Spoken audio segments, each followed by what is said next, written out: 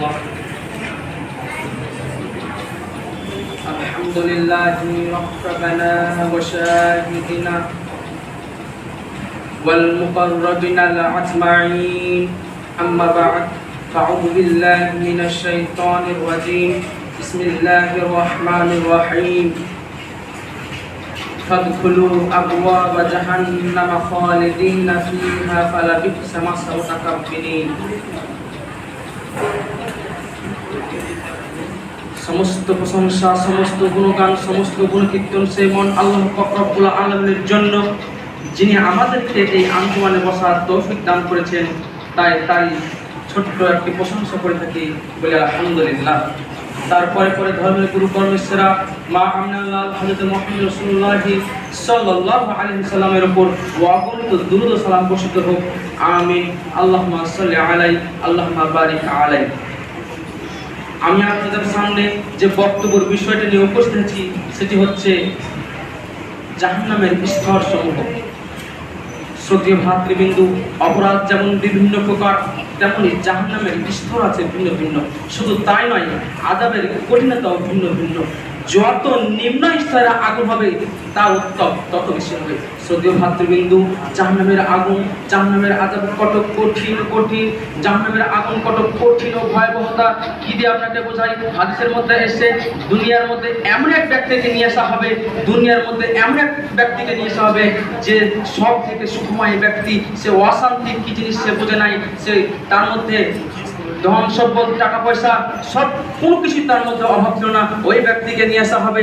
ওই ব্যক্তিকে নিয়ে আসার পর তাকে জাহান্নামের মধ্যে মাত্র একবার চুপড়েই আবার বের করা হবে। তারপর তাকে জিজ্ঞেস করা হবে, হে আদম সন্তান, তুমি বলো, তুমি কি দুনিয়ার মধ্যে কষ্টের মধ্যে ছিলে? তুমি কি দুনিয়ার মধ্যে সুখ শান্তিতে ছিলে? তুমি কি দুনিয়ার মধ্যে দুনিয়াতে তুমি কি কামিয়াবি ছিলে? তখন সে বলবে, আল্লাহি, আল্লাহর কসম, আমি দুনিয়ার মধ্যে সুখ কি জিনিস বুঝিনি। আমি দুনিয়ার মধ্যে শুধু কষ্ট আর কষ্টের মধ্যে উপভোগ করেছি। শ্রদ্ধেয় ভাতৃবৃন্দু, তাহলে আমরা বুঝতে পারলাম জাহান্নাম কত কঠিন ও ভয়াবহতা, কত কঠিন ও জটিল। সামান্য একবার মাত্র তাকে জাহান্নামে চুবড়ে বের করা হয়েছে। তার দুনিয়ার মধ্যে তার 60-70 বছরের জীবন সমস্ত সুখের কথা ভুলে গিয়েছে। তাহলে আমরা বুঝতে পারলাম জাহান্নাম কত ভয়াবহ, কঠিন ও জটিল। এরপরে আসি, মুনাফিক ব্যক্তিরা যেহেতু ঘরশত্রু, তাদের দ্বারা ইসলামের ক্ষতি বেশি, তাই তাদের ঠাঁই হবে জাহান্নামের সর্বনিম্ন স্তরে। আল্লাহ পাক রব্বুল আলামিন বলেছেন সূরা নিসা 142 নম্বর আয়াতে বলেছেন, ইন্নাল মুনাফিকিনা ফিদ দারকি আসফালি মিনান নার ওয়া লা তাজিদ লাহুম নাসির। অবশ্যই মুনাফিক ব্যক্তিরা জাহান্নামের সর্বনিম্ন স্তরে প্রবেশ করবে। আর দেখো তাদের বাসস্থান কত কঠিন ও জটিল। অত্র আয়াত দ্বারা আমরা বুঝতে পারলাম জাহান্নামের স্তর আছে, এই জন্য মুনাফিক ব্যক্তিরা সর্বনিম্ন স্তরে প্রবেশ করবে। অনেকেই বলেছেন জাহান্নামের স্তর হলো 7টি। প্রথম স্তরে যাবে গুনাহগার মুসলিমরা, দ্বিতীয় স্তরে যাবে ইহুদিরা, তৃতীয় স্তরে যাবে খ্রিস্টানরা, এইভাবে সপ্তম স্তরে যাবে মুনাফিক ব্যক্তিরা। অনেকেই বলেছেন এই জাহান্নামের নামগুলো উল্লেখ করেছেন, যেমন জাহান্নাম, লাযা, হুতামা, সাইর, সাকার, জহিম, হাবিয়া। এইগুলো কোরআন মাজিদের মধ্যে কোনো নির্দিষ্টভাবে আসেনি, এগুলো কোরআন মাজিদের মধ্যে আমভাবে এসেছে। যেমন এক জায়গায় বলেছেন, যেমন জাহান্নাম শব্দ কোরআন মাজিদের মধ্যে ৭ জায়গায় এসেছেন। তার মধ্যে এক জায়গায় বলেছেন, ফাদখুলু আবওয়াবা জাহান্নামা খালিদিনা ফিহা ফালাবিসা মাসাওয়াল মুতাকাব্বিরিন। সুতরাং তোমরা জাহান্নামের দরজাগুলোতে প্রবেশ করো, সেটা চিরস্থায়ী থাকার জন্য। আর দেখো অহংকারদের কত বাসস্থান, কত কঠিন ও জটিল। শ্রদ্ধেয় ভাতৃবৃন্দু, আমরা জানতে পারলাম যারা অহংকার করে চলবে, যারা দুনিয়ার বুকে অহংকার করে চলবে, তাদের স্থান হবে এই জাহান্নাম নামে। আল্লাহ পাক রব্বুল আলামিন আরেকটি জাহান্নামের নাম বলেছেন হাবিয়া। আল্লাহ পাক রব্বুল আলামিন বলেন, কাল্লা লা ইউমবাদান্না ফিল হুতামাতি ওয়া মা আদরাকা মা হিয়া নারুন হামিয়া। এমন একটি জাহান্নাম যেদিন যার নেকির পাল্লা হালকা হয়ে যাবে, সেদিন এই হাবিয়া নামক জাহান্নামে তার এই জাহান্নামে প্রবেশ করানো হবে। তাকে এই জাহান্নামে প্রবেশ করা হবে।